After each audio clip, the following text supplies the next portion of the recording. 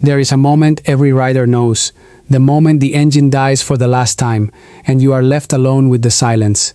People remember the championship, they don't remember the goodbye. You think you know my story, you know the number one on the bike, you know the trophy lifted in Brazil. But you never saw what it truly cost me. For years I chased a door that was closed to men like me. A door nobody from my country had ever walked through. And when I finally opened it, I had almost no time left inside. My greatest victory was one I never got to keep. So this is not the story of a champion at the top of a podium. This is the story of a boy from a small town in Catalonia who spent his whole career trying to prove one thing, that it was possible, and then quietly, before anyone truly understood what he had done, walked away. I grew up in a small town called Seva, just outside Barcelona, a quiet place where nothing important was supposed to happen. But like every Spanish boy of my generation, I had one hero, Ángel Nieto, 13 world titles, a god on two wheels. Because of him, we grew up believing that Spaniards could win. And we did. In the small classes, the 125cc, the 250cc, we won everywhere. My country had climbed to the top of almost every mountain in this sport, except one, the big one, 500cc, the premier class, the class of the giants. That door was closed to us. For as long as anyone could remember, it belonged to the Australians, the Americans, the British, and every year we watched it from the outside. I remember thinking, as a young rider, that this was just how the world was. It seemed impossible that a Spanish rider could be world champion in the premier class. I did not say that as a fan, I said that as one of us, as someone who would go on to actually try. Because deep down, even when I made it there, even when I put on the leathers of the biggest team in the sport, a part of me still believed the same thing, that the door was not meant for me either. 1994, Honda opened the door just a little. Enough for me to step inside, not as their star, as the teammate to their star. His name was Mick Doohan. If you know racing, you know that name. 5 world championships in a row. A man who rebuilt his own body after a horrific crash and then used it to dominate this sport like almost nobody before him. He was not just fast, he was relentless.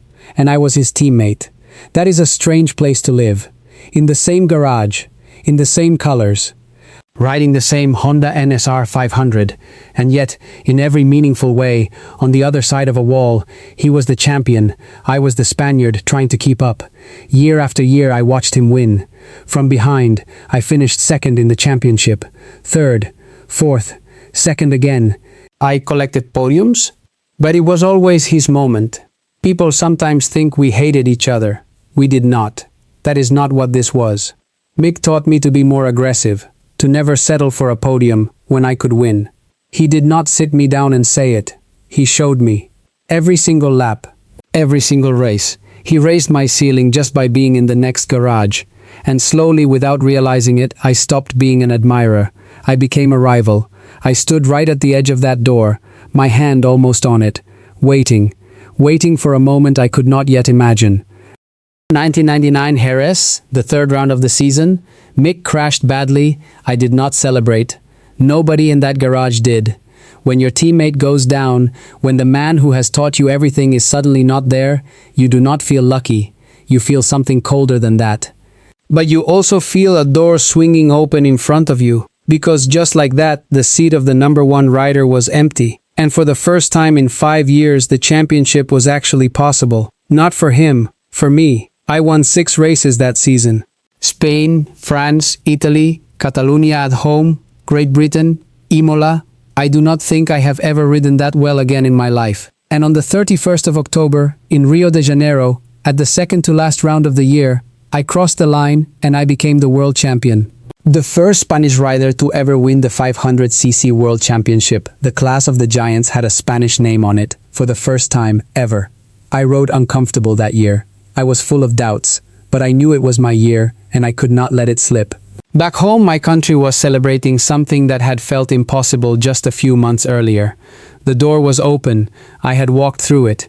Everything was finally beginning. At least, that is what I believed that night. The truth was, it was already ending. I just did not know it yet. The first time it happened, I was not on a bike. It was 1999 Valencia.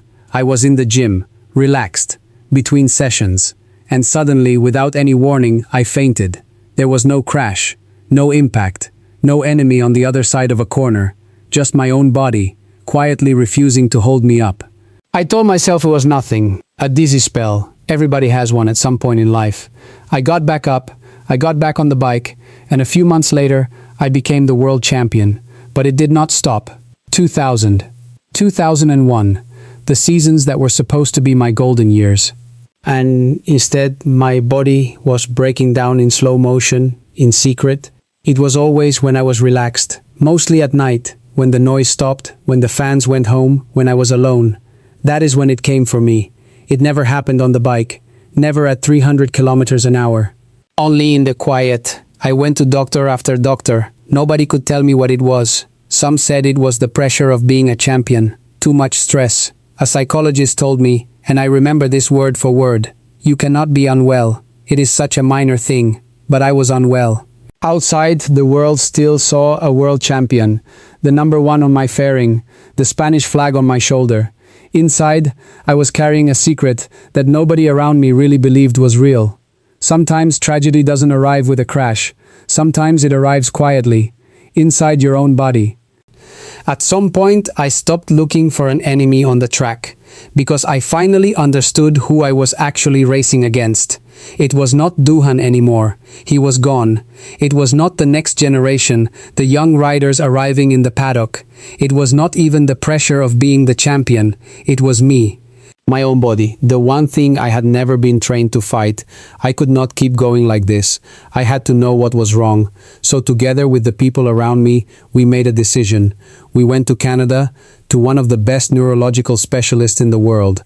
He examined me, he looked at everything, and then he told me very calmly that it was not something extremely serious, but that his advice as a doctor was clear: stop, retire from racing. I was still young, my contract was signed, a new team was waiting for me, my whole career was still in front of me, and a man in a quiet office in Canada was telling me to walk away from all of it.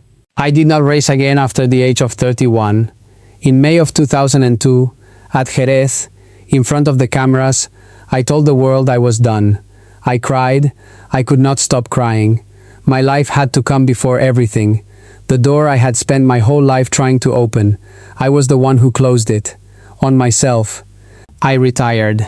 And then, slowly, without me, something incredible began to happen. The door I had pushed open in 1999 did not close behind me. It stayed open, and a whole generation of Spanish riders walked straight through it. Dani Pedrosa, a rider I love. Years later, he would say it out loud. He would say that Alex broke that barrier for them, and that after me, they went on to have incredible success in the premier class. That was one of the kindest things anyone has ever said about my career. Jorge Lorenzo, 3 world titles. Marc Marquez, a boy who grew up watching my races, and who then went on to dominate this sport in a way that not even I could have imagined. Joan Mir, another Spanish world champion. One after another, they crossed the finish line first. They stood on the top step. They lifted the trophy. In the class of the giants. In the class that had been close to us for so long. And every single time one of them won, I felt something strange. Pride, joy, and a small quiet ache. Because I had opened that door for all of them. I just never got to walk through it myself. Not for long. That title was mine for 1 year. The path I opened has been theirs ever since. So this was my story. Not the story of the fastest man. Not the story of the champion who dominated a decade. Not even the story of a rider who got a long, happy career. Just the story of the first one.